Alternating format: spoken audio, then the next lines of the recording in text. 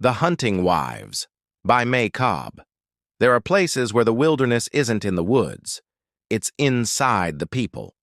In The Hunting Wives, May Cobb takes us deep into the shadows of a seemingly idyllic southern town where friendship becomes obsession, desire becomes danger, and the line between thrill and threat dissolves like mist over a lake at dawn.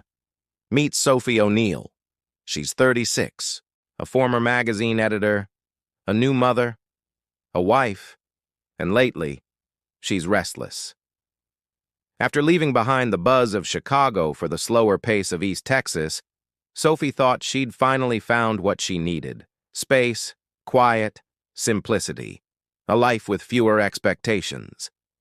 But beneath the curated perfection of her country home and sweet family life, something inside her is unraveling.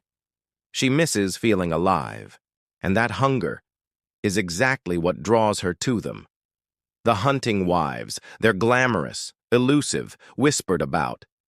At the center is Margot Banks, rich, magnetic, a force of nature dressed in perfume and control. Margot doesn't ask Sophie to join, she dares her to. And soon, Sophie finds herself pulled into their glittering, secretive world.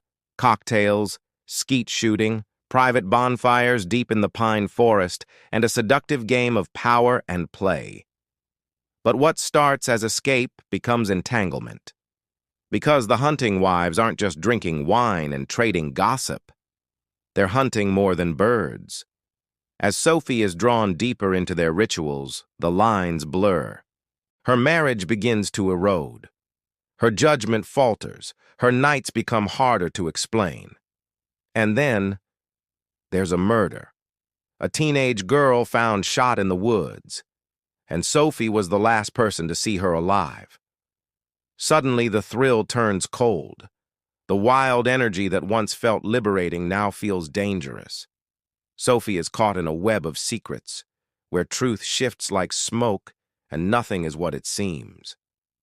Cobb's narrative unfolds like dusk settling over dense forest, slow at first, until you realize you're completely surrounded. Her descriptions of the East Texas landscape are rich and tactile. Cicadas humming in thick heat, dark trees clutching secrets, the glitter of sweat and whiskey under moonlight. The wilderness here is both literal and psychological, wild places where women shed expectation and give in to something primal. But at the center of it all is grief. Grief for youth, grief for freedom, grief for the parts of ourselves we silence when we try to be good.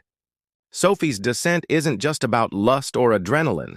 It's about trying to reclaim a self she lost somewhere between motherhood and monotony. It's about the ache of being seen in a world that only wants to look at perfection.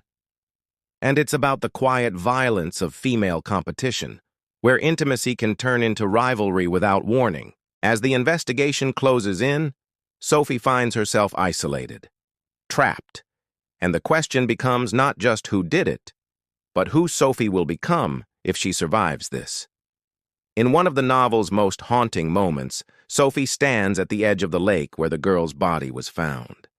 The water is black, glassy, still. She thinks about how easy it is to fall in love with danger, how we lie to ourselves, even as we cross the line.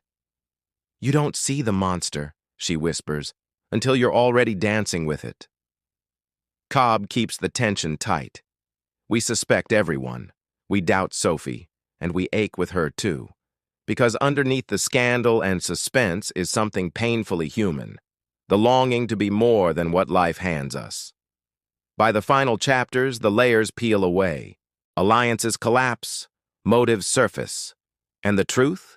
It's not about a bullet. It's about the moments that led to the shot being fired. The ending is not tidy. It doesn't promise absolution. Instead, it leaves us in the gray, where women like Sophie must reckon with their own darkness and decide whether to run from it or claim it. The Hunting Wives is a thriller, yes. But more than that, it's a story about craving power, craving identity, craving connection.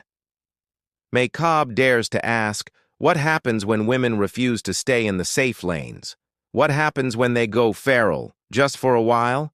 And are they ever really allowed to come back? Book Frame.